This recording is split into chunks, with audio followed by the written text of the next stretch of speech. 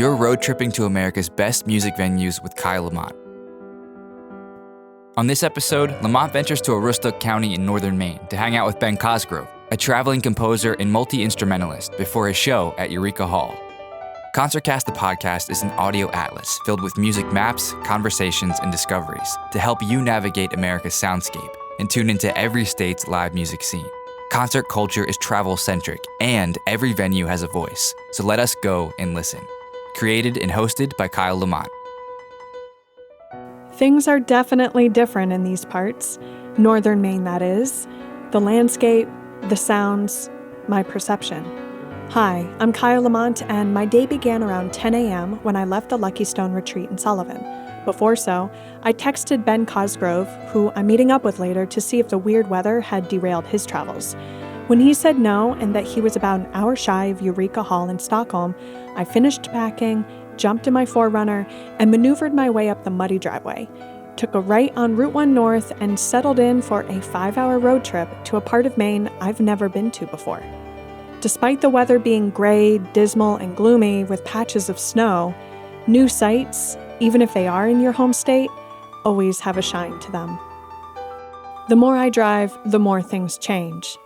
I left behind fishing towns, and now before me, fields and fields of potato fields covered in a blanket of snow.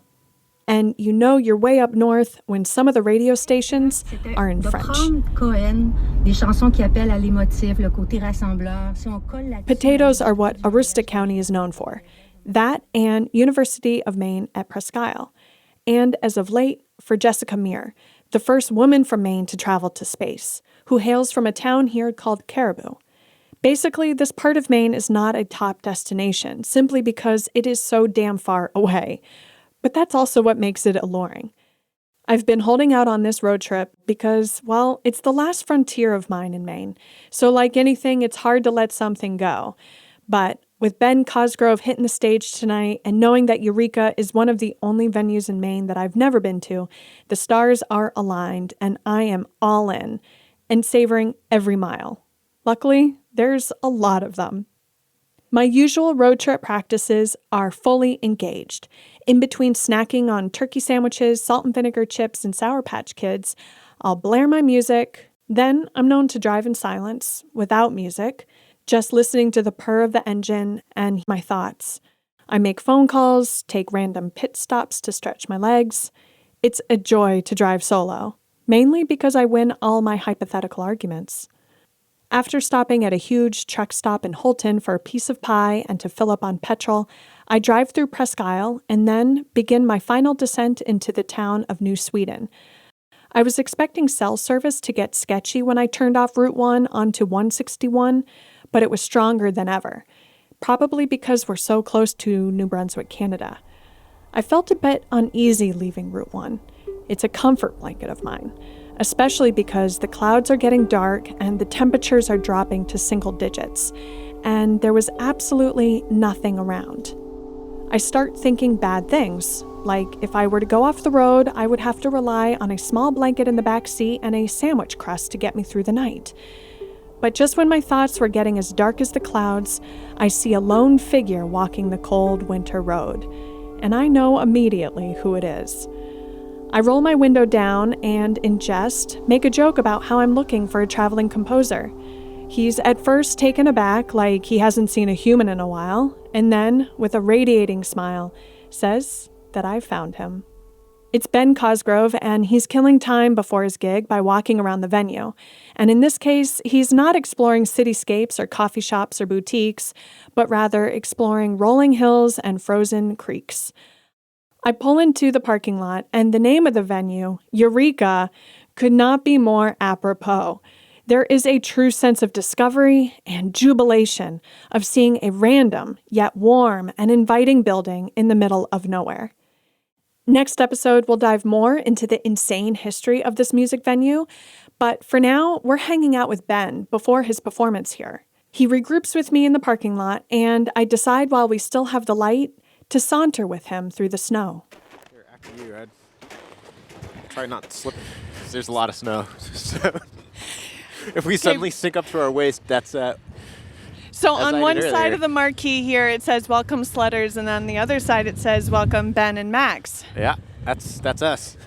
We're on a first name basis with Eureka County. Max Garcia Conover is a singer and songwriter from Portland who's also on the bill with Ben tonight. This feels so nice to walk in nature.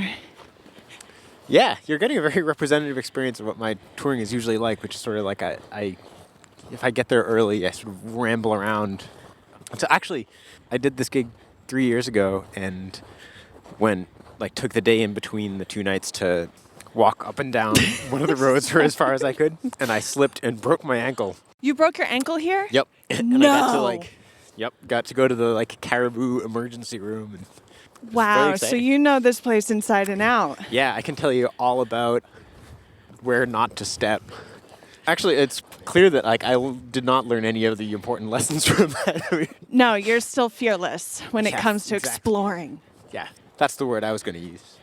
Our nature walk quickly turns philosophical. But you're very cognizant of sounds in nature. I try to be. I mean, how would you interpret the sound of a footstep? Is that you sort of intruding on the sound of what should be there, or are you kind of adding to it? So, but what...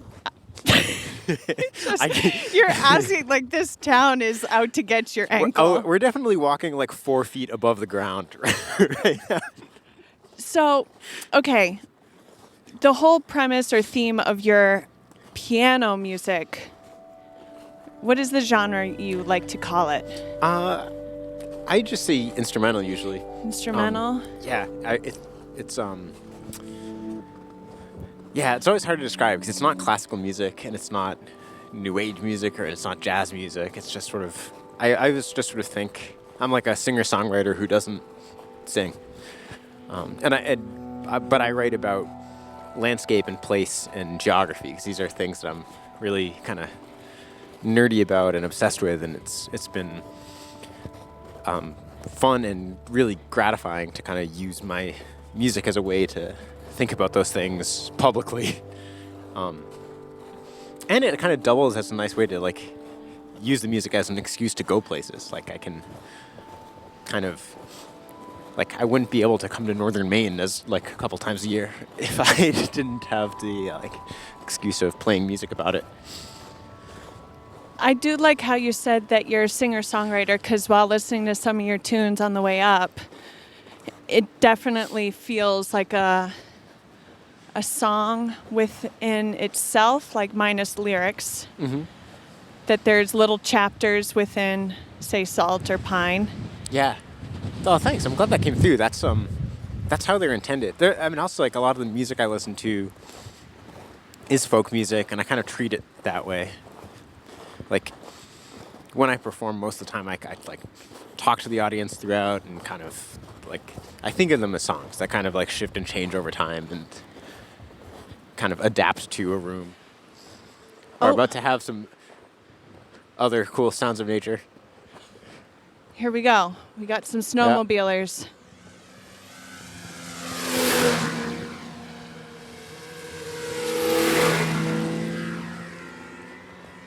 Super rad. Super rad. Bro. I Get know, the this fresh actually- pow, bro. I was talking to somebody about this not long ago. This is true of a lot of really rural places where you expect them to be really quiet. But in fact, the definitive soundscape of places like Northern Maine or Northern Minnesota is usually that. There's lots of engines. Let's go deeper into the geography. Okay. When did you acknowledge that was the inspiration for music? I've been writing instrumental music since I was a little kid.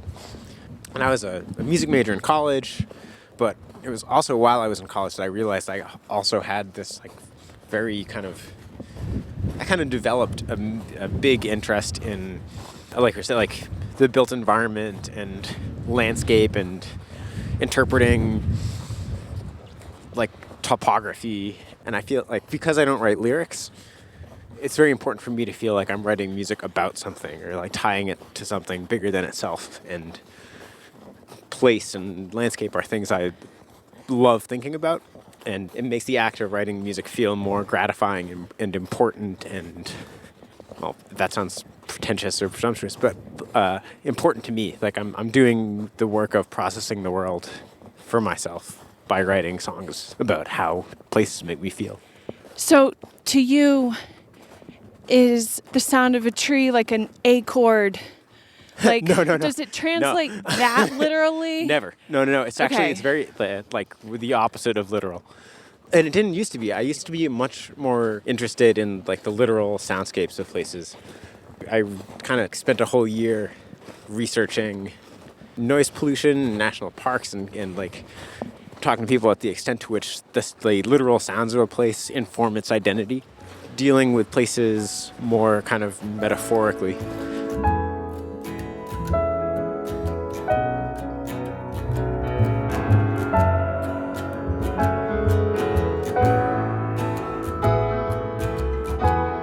My songs are usually about like ways in which this view reminds me of feeling, disoriented, or like ways in which a fault line reminds me of heartbreak, or like it's kind of like finding geographical metaphors for different emotional states and then writing music that connects the two things. There it is. Nice. Yeah, thanks.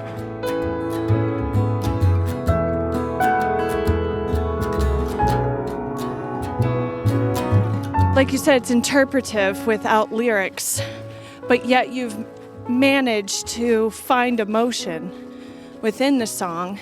And it's sort of a way to forcing myself to think like hard about, or like to be present where I am and be paying close attention to how I am reacting to someplace, or like what it is reminding me of, and what connections I might like meaningfully draw. Yes. I apologize for like all the sniffling I'm doing, by the way. It's No, probably you must be annoying all of your, freezing right now. Now we're going to get into the car, and our happy place Yeah, is a car. that's in true. a lot of we ways, do share right? that, it sounds like. We'll Gas up the crank heat. up the heat and head to what? The top of the state? Yeah, we'll see how much time we have. We can go for it. What time do you have to be back? I don't know. Let me. I can. Are they strict here? Seems like a very strict place. Yeah. We get into my 4Runner, crank the heat, and head towards Fort Kent, Maine's most northern town, and also the beginning of Route 1. Two middle-aged dads just want to spend a quiet day with their daughters at the park. But when an obnoxious group of teens drive by too fast and too loud, Idiots. it spurs the aging, disgruntled dads into a self-righteous act of passive aggression. From producer Kyle Lamont and writer and director Jim Piccarello, watch the award-winning dark comedy Passive Aggressive Dads at goodtogostudios.com. And honey, just one little favor.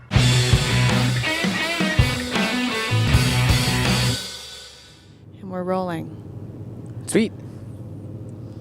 This is definitely a first. Interviewing while driving. Oh no. Oh man, I feel like I'm your perfect interviewee for this milestone though. And why is that? Because I'm always driving. As am I. This is our happy place. No, totally. I picked the conversation back up so I can better understand his songwriting process. You're definitely the first musician I've ever talked to that plays this genre of music. So I'm also trying to decipher and articulate how I feel when I listen to music without words. You know, I love electronic music. Yeah. Right? It's the same idea, but you lean into the classical approach, more or less. I don't know. I would push back on that though. I Okay. think I'm still writing folk songs. They're just not. They don't have words in them, and but they're about the same kinds of things. They're about discrete experiences and discrete things, and they're all like 3 or 4 minutes long. They're about these very specific things that are kind of like synecdoches for broader experiences, and that's why I feel like they're like songs. Like a song can be like about a very particular specific thing on paper, and then but then kind of secretly be about this broader part of the human experience, and that's why people love it. Like they know that like this song about a chipmunk or whatever is really about, loss. As we continue our drive past rolling hills, we move into the heart of his album, Salt.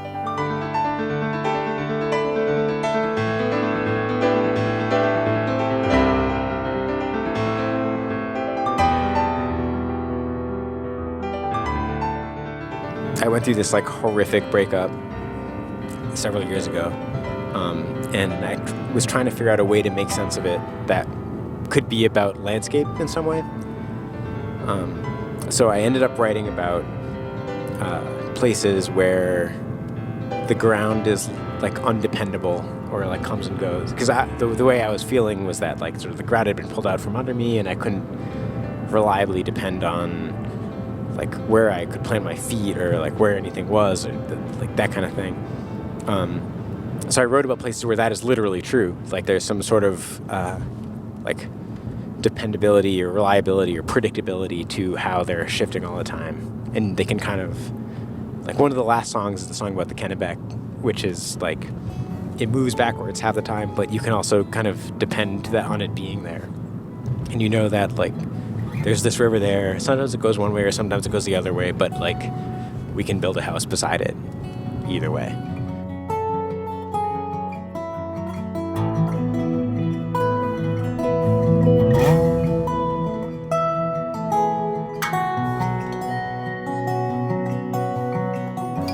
So when it comes to love, are you now more guarded, or do you feel more prepared to be in love? Jeez, it's a hell of a podcast. I think I probably am more guarded, and I would like not to be, though. Well, I think heartbreak or trauma or anything like that, like, you know, the only way out of it is through it, right? And yeah, everyone says that when you're going through it, but like, how do you, like, it's hard to know when you're in the moment, like which way is through. And it sounds like you writing music was through it. Yeah, I knew I was going to have to do it at some point, and it took me like a year, just to kind of find the floor. But it's funny because I mean, just the titles of the songs, I don't think you ever would have guessed that it was about heartbreak. No, they're all quite like entirely reasonably about the landscapes that they indicate as well. Like they kind of, like the first song Champlain is about a lake that is frozen, that you can like you can walk across what feels like a field, but you know the entire time that surface you're on is impermanent and can disappear at any moment. And you're sort of, it feels very kind of broad and open and beautiful, but also like you're aware of a particular like fragility.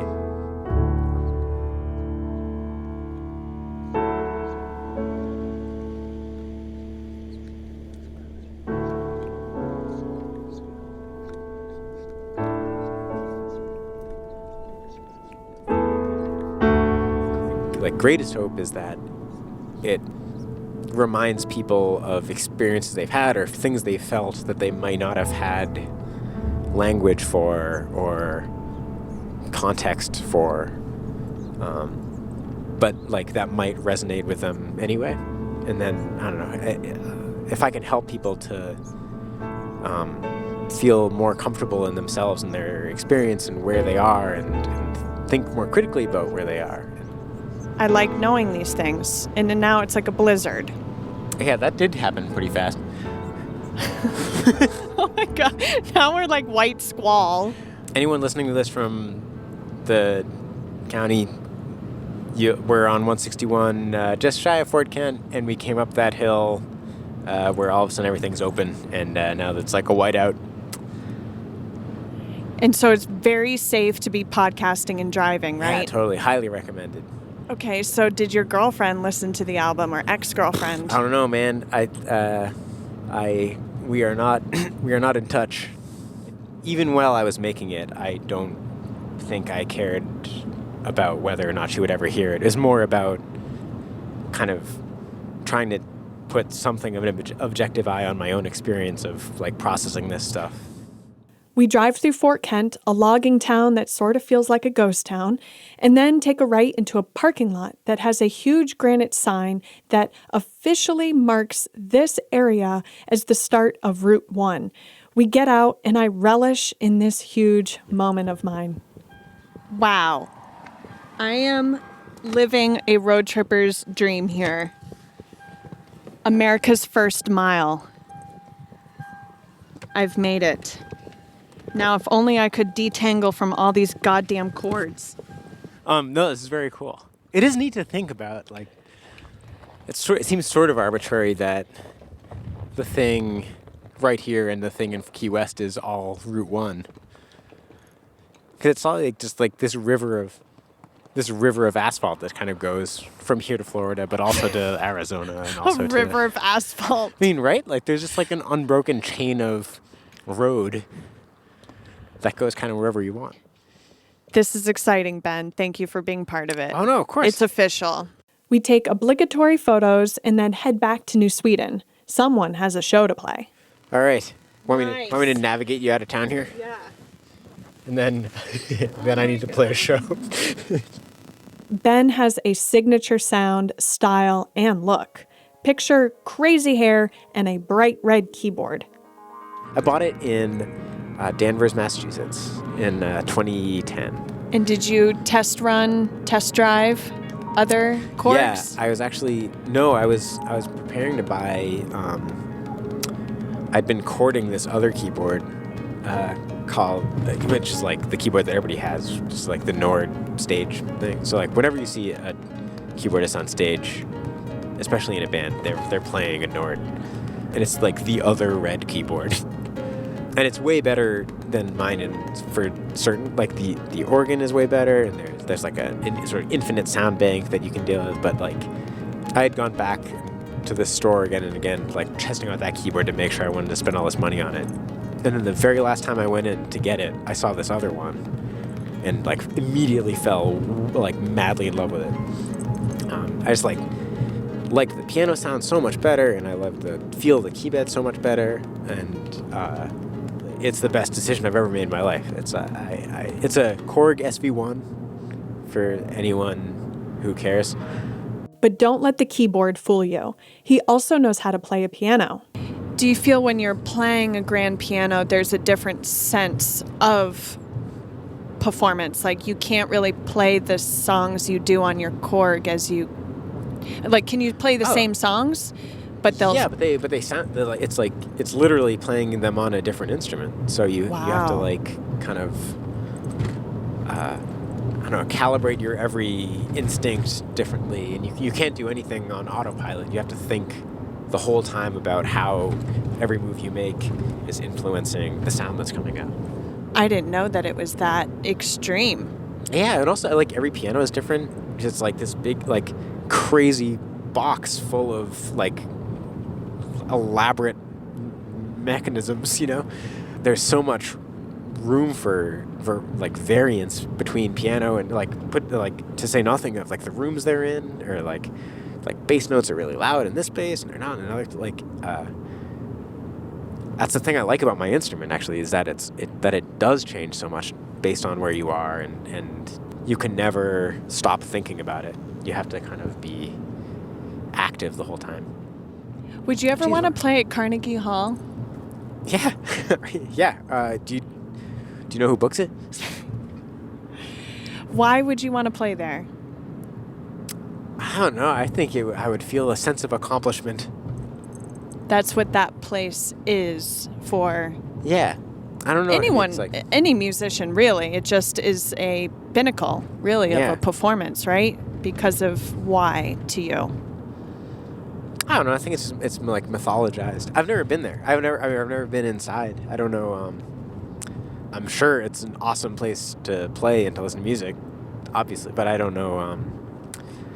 I wouldn't say no if I were offered a spot at Carnegie Hall. When it comes to venues, Ben prefers to play in more obscure places. Just to like back up a little bit, like your genre of music, though, you know, in a sense, in a stereotypical sense, you would think to be performed more in a hall, something that's just a little bit more highbrow or something, right? But you said that you've played in gas stations, dive bars. Like, what is that process of, you know, going into a space that is built to be rowdy, if you will, and sort of tempering that mood, but meeting people halfway? So I had to learn in the like kind of rowdier spaces how to tailor my performance to the space, and like in the first couple songs make people feel like they should shut up and listen to me.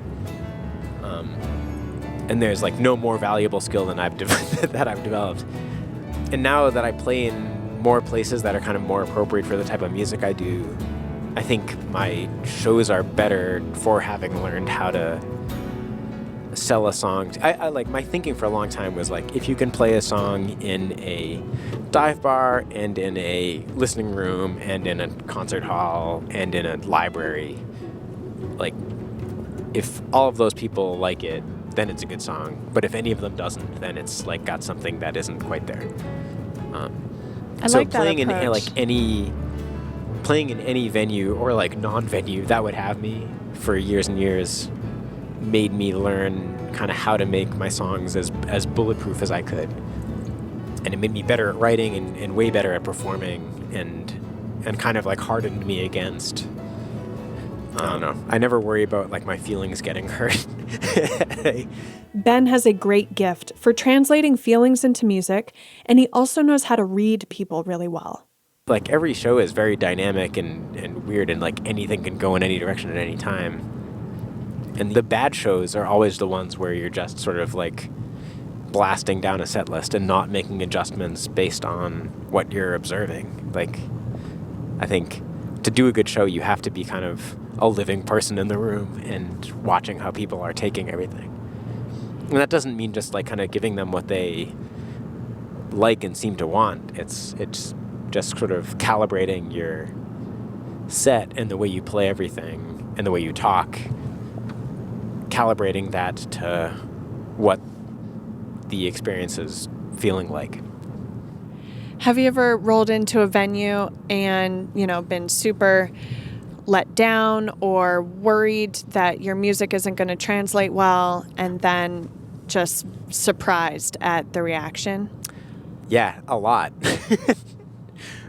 Is that like the majority then of how you roll? Now, sort of wowing people? You start off like really slow and people might feel a little worried? Maybe. Yeah, I now kind of open with the same song at every set. Which is? I tend to open with a song of mine called Montreal Song.